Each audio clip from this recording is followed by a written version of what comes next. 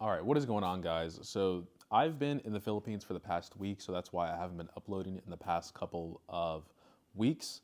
But I'm back now, and I'm just gonna give you guys a quick update on some things that I found, pretty impactful in my life going to the Philippines, and just a general channel update as well. And I'm gonna try and keep it brief, and I can barely read the handwriting that I wrote myself. But first and foremost, we got to give credit where credit is due. We got to give our sponsor a shout out today, which is nobody, which I will talk about a little bit later. So the trip to the Philippines. First things first, Asia. First time I've ever been there. The jet lag is absolutely insane. Going there, fine. Coming back, terrible. I just the reason why I'm like this right now. I'm on the ground, wrapped up in a blanket because I just fall asleep like this on the ground. That's all I really want to do. But I'm forcing myself to stay awake. I'm watching videos of Harvard computer science classes that are 24 hours long. Can you believe that? Good course, by the way. But let's continue. First things first, Philippines, the internet, the cell service, crazy, man. I think I paid like $10 and I got like a gig down. Hello for 5G? That's some real 5G. I do want to do like a recap, a review of the Philippines because I do think it was a pretty good trip. The other thing that I want to mention, two things I always notice when I would go overseas. People are generally more in shape. I think it's just something that you're kind of desensitized to when you live in the U.S. But I can understand the stereotype of Americans being big and they eat a lot. Because when I went to the Philippines, I was like, wow, there's actually just a lot of fit people and people who are in shape that are in this country. And I've just noticed that with generally just a lot of countries outside North America, I would say. The other thing is that people also just seem generally happy. I don't know what it is with Americans. I think it's a cultural thing, but I just feel as though we're just not as happy as other countries. And I will also put a little asterisk or a little caveat here because, whenever you go to a different country, you're a tourist, you're definitely looking at a lot of the positives. And it's very different for if you were to live in that country for a month or a couple of months versus being there for a week or two. That would be the honeymoon phase.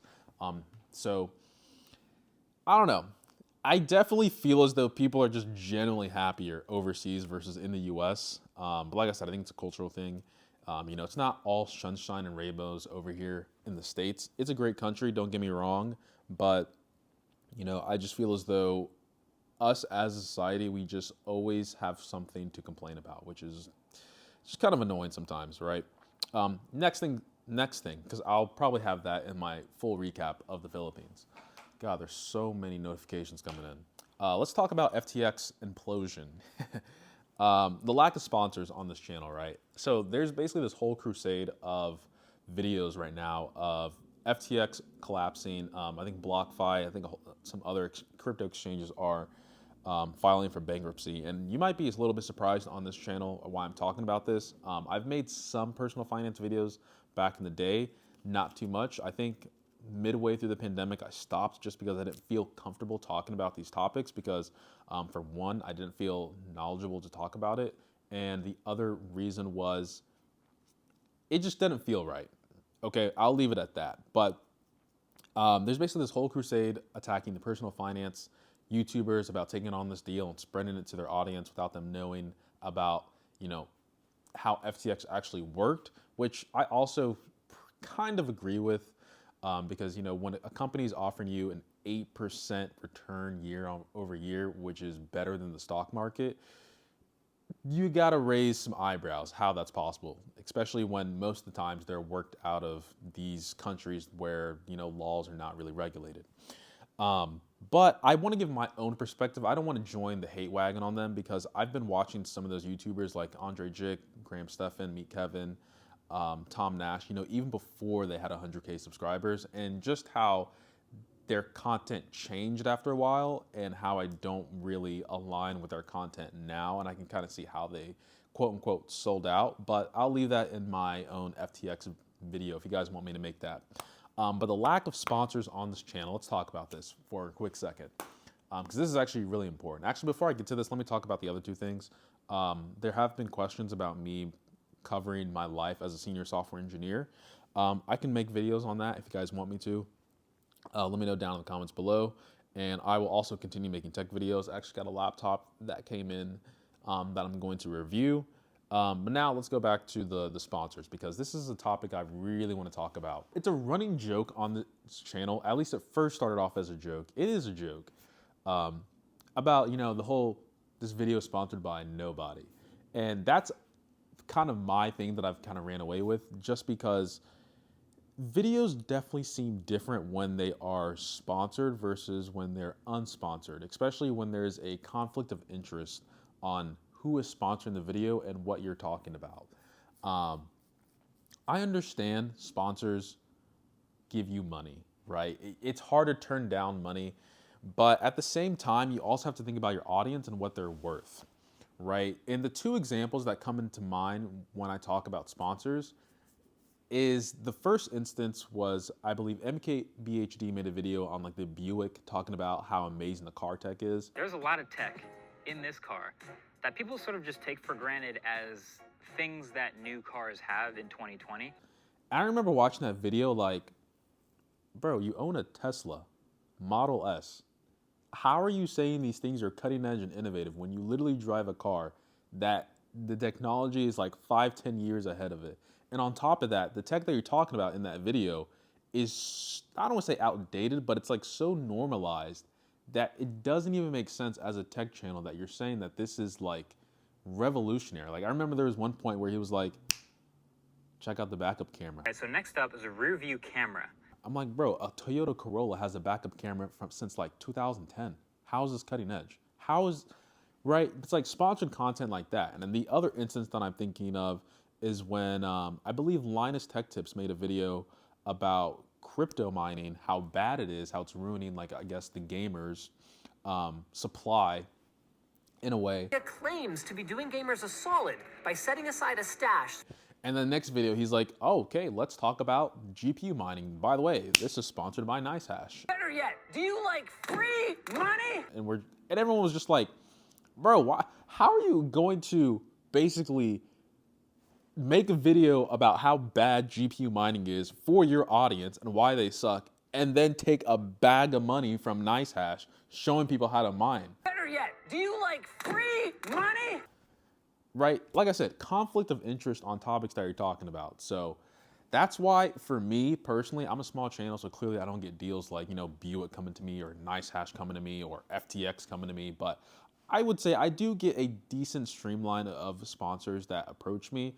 And most of the time I end up saying no, just because I don't think sponsors have your own best interest in mind, right? They're really just expecting you they're basically saying, hey, here's a bag of money, make this video and be happy. And sometimes it's really off-putting, because I definitely want to make an entire video on sponsors, because sometimes it comes across very disrespectful on how sponsors want you to make content. And that's why the only sponsor I've only worked with on this channel primarily is Intel, because Intel, I would say, cares more about the relationship they have with the other person rather than you just covering their content.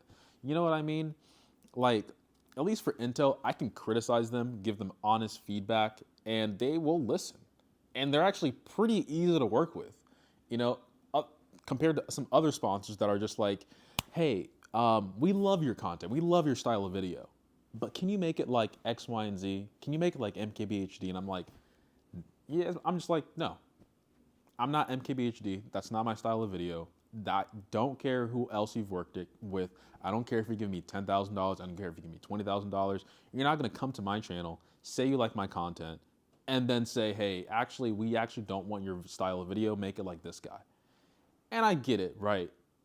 But the real reason you're coming to me is for my audience. So just be objective. If you believe in your product, give it to me. I'll give you honest feedback on it, and then we can keep it moving, right? I think the other sponsors I've worked with is Linksys, TP-Link, and Intel, right? Just companies that I would actually respect and recommend to people, right? Anyway, guys, that pretty much covers it. I don't want this video to go too long. Bleach people, anime fans, I'm sorry to keep you guys waiting at the end.